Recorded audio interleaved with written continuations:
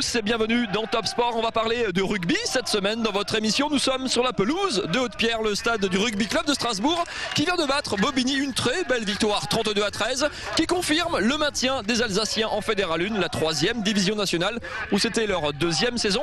On parle de rugby dans une petite minute. On va également parler de basket dans cette émission avec un derby chaud bouillant entre Saverne et Mulhouse où les clubs alsaciens continuent de se tirer la bourre en National 2 pour une place en play-off. On parlera également de notre grande série sur les sportifs alsaciens qui préparent les Jeux Olympiques de Londres cet été. Gros plan cette semaine sur Jérôme Effler, sa spécialité, le lancer du javelot où il était notamment champion de France. Et on commence tout de suite par la page rugby et le résumé de cette rencontre entre Strasbourg et Bobigny. Battus dans les arrêts de jeu au match aller, les Strasbourgeois sont revanchards au moment de monter sur le terrain. Guillaume Krigel, au pied, ouvre la marque. Danguin égalise. Au terme d'une première demi-heure, guerre emballante de part et d'autre. Inefficace, au large, les Alsaciens se concentrent alors sur leurs points forts, une défense disciplinée et surtout un pack performant et perforant. À la 35e, Broncard, bien entouré, marque en force le premier essai du match, transformé par Krigel. Rebelote dans les arrêts de jeu, la défense francilienne ne fait pas le poids et Strasbourg passe en force et affiche un joli 17-3 à la pause. La recette marche trop bien pour en changer face à une équipe de Bobigny, stérile en attaque et trop légère en défense. C'est cette fois le pilier néo-zélandais Salafai Mika qui va aplatir l'essai du 25-6. Le temps des trois quarts arrive en fin de match. Guillaume Krigel résiste à 3 adversaires pour aller offrir l'essai du bonus offensif à son équipe. L'essai de Bobigny dans les arrêts de jeu n'y change rien. Score final 32-13. Les Strasbourgeois ont assuré leur maintien et reviennent à 2 points de leur victime du jour avec 4 matchs encore à disputer. Et pour parler de cette belle victoire, nous sommes avec Leonardo Montoya, l'arrière du Rugby Club de Strasbourg. Léo, belle victoire et maintien en poche, une belle après-midi.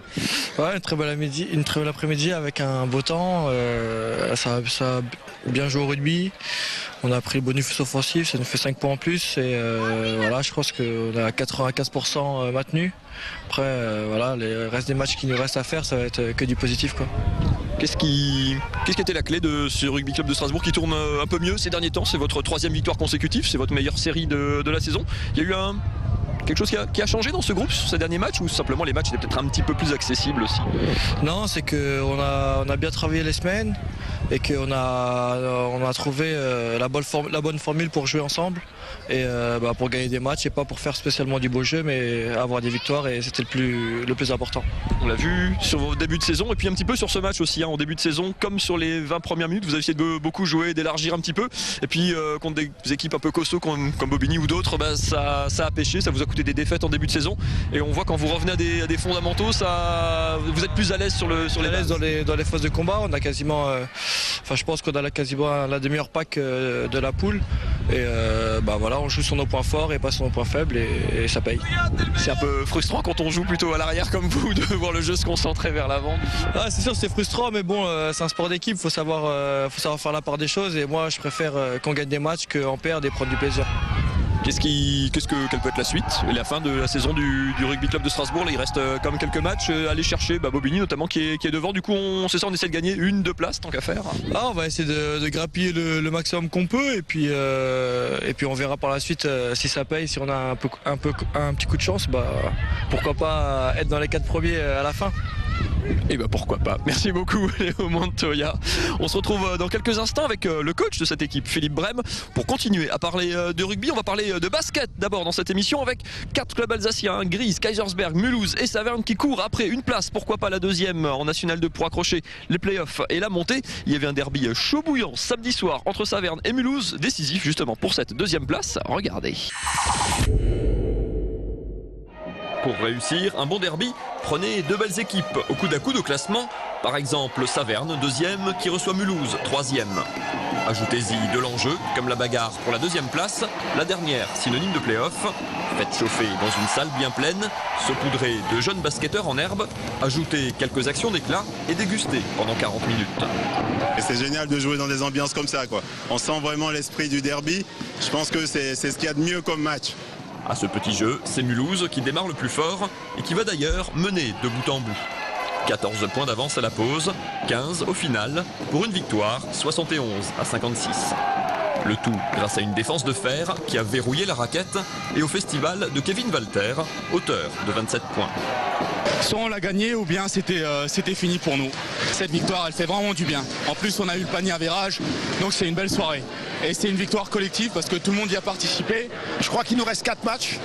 On a aujourd'hui le destin entre nos mains parce qu'on a l'avantage du panier à virage sur Gris. Il faut continuer à jouer jusqu'au bout. Le WOB s'est lui épuisé à courir après le score. Les hommes de Thierry Buss sont bien revenus par 2 fois à 4 longueurs, mais sans jamais parvenir à passer devant. Pour les Bleus, les playoffs s'éloignent, sauf à réussir un exploit samedi chez le leader. Ça se complique énormément. Par contre, on va chez le leader samedi prochain. Donc on va y aller, hein, en y croyant, on va espérer gagner. Si on gagne, on va pouvoir reprendre espoir, on va dire. Si effectivement on perd chez le leader à Prissé, on aura les playoffs ne seront plus atteignables, on va dire. Mais on a quand même un beau championnat à finir et effectivement essayer de faire mieux que l'année dernière. On était 5e. Le coup est parfait pour Mulhouse, qui profite en plus de la solidarité orinoise. Dans l'autre derby, Kaisersberg a en effet battu Grise, ce qui donne 2 victoires d'avance au FCM. À 4 journées de la fin, la voie des playoffs est ouverte pour Mulhouse, qui peut donc commencer à rêver de monter en National 1. Retour sur la pelouse de Haute-Pierre avec Philippe Brem, entraîneur soulagé, j'imagine, maintien en poche, 3 victoires à la suite, tout va bien. 3 victoires, dont 2 bonifiés. On n'aurait pas parié 1 euro aujourd'hui sur le bonus contre Bobigny. Même pas vous? Non, non, je l'avoue très sincèrement, la victoire moi est déjà satisfaite. Et c'est chapeau aux joueurs, un superbe état d'esprit. Ils voulaient faire plaisir à notre nombreux public, montrer qu'on progressait, qu'on continue à travailler. Il ne nous manque pas grand-chose, mais bon, il nous manque toujours de l'effectif. Le gros point de la journée, c'est quand même le maintien qui est assuré cette saison, même si vous aviez une petite marge. Ça maintenant c'est fait, c'est un soulagement parce qu'il y a eu au milieu de l'hiver un petit creux, on a pu en douter. Vous en avez douté? Pas du tout. À aucun moment, je crois qu'on s'est jamais mis de pression. On a pris match par match. On savait qu'on travaillait bien, que ça finirait par réussir. Il fallait impérativement rester serein, calme, produire notre rugby malgré tout ce qui pouvait se dire autour. Et on savait qu'à un moment donné, ça allait payer. Et avec l'état d'esprit de ces joueurs, ça a fini par payer. Donc le maintien est assuré. Maintenant, on va essayer d'aller encore un poil plus haut, mais enfin, on perd pas mal de joueurs encore.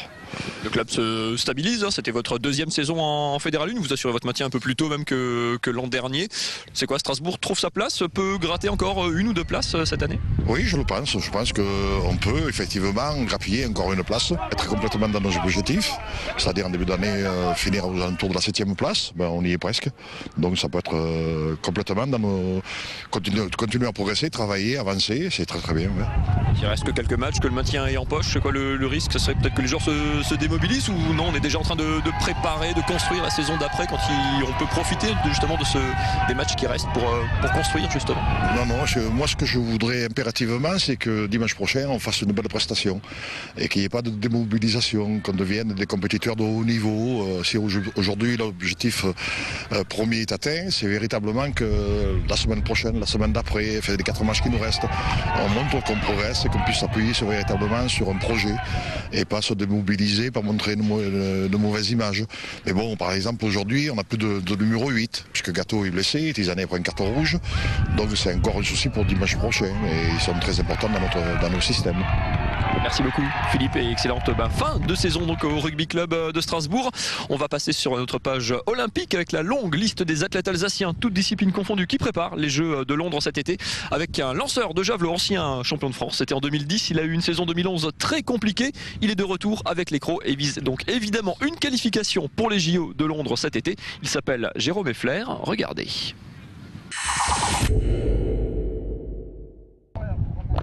À presque 30 ans, Jérôme Effler n'est plus à l'âge où on se cache, ni à celui où on se raconte des histoires. Pour lui, les Jeux Olympiques ne sont pas un objectif, c'est une véritable obsession.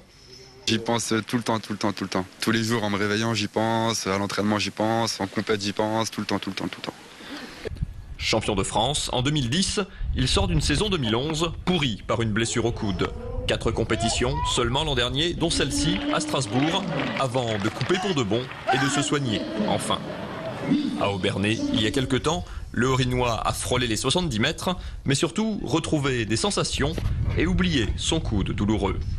J'avais encore des douleurs au coude au mois de septembre-octobre, maintenant plus de pépins physiques, donc non, je me contente de 68-95, c'est très bien, je suis content. Dans sa marche vers les Jeux Olympiques, il y aura une étape incontournable, les championnats de France en juin à Angers. Un rendez-vous qui conditionne d'ores et déjà tout le calendrier de l'Alsacien. Les championnats de France cette année sont au mois de juin, les championnats de France élite, donc c'est relativement tôt dans la saison et avec mon entraîneur Jacques, on s'est dit que c'était important de lancer tôt dans la saison. Les minima pour aller aux Jeux sont sévères, 82 mètres. Avec un record à 80 mètres 37, Jérôme Effler devra donc améliorer son record personnel pour espérer aller à Londres. Un vrai défi qui ne fait pourtant pas peur au colmarien. J'ai fait 80-37 il y a 2 ans. Derrière, je me fais mal au coude, pendant un an blessé, et donc on a continué bien sûr à s'entraîner. Et du coup, ça m'a permis de progresser physiquement. Et voilà, maintenant, c'est ce que je disais pour faire 80, c'est une étape. Maintenant, il faut faire 82, on fera 82. Optimiste, motivé, débarrassé de ses blessures, Jérôme Effler a enclenché le compte à rebours. Il lui reste 2 mois et demi pour se présenter sur la piste de décollage, direction Londres. Et on suivra bien sûr d'ici l'été le parcours de Jérôme Effler sur la route de Londres. C'est terminé en revanche pour la nageuse Aurore Mongel dont on vous avait parlé ici même il y a quelques semaines lors des championnats de France à Dunkerque. Elle n'a pas réussi à décrocher son billet pour ses 3e Jeux Olympiques, elle qui était notamment finaliste aux Jeux de Pékin. Le sport sur Alsace 20, ça continue à la fin de cette semaine avec du basket. La SIG reçoit Gravelines, le leader de la Pro A, le leader du championnat. Gros match au Rhenus et dernière chance probablement pour les Alsaciens pour espérer accrocher les playoffs et le top 8. Un match dont vous retrouverez les meilleurs moments dans une émission spéciale avec Aurélien Gasser dimanche à 17h30, 20h30 et 22h30 sur Alsace 20. Moi je vous retrouve la semaine prochaine pour un nouveau Top Sport. Bonne semaine à tous, bye bye.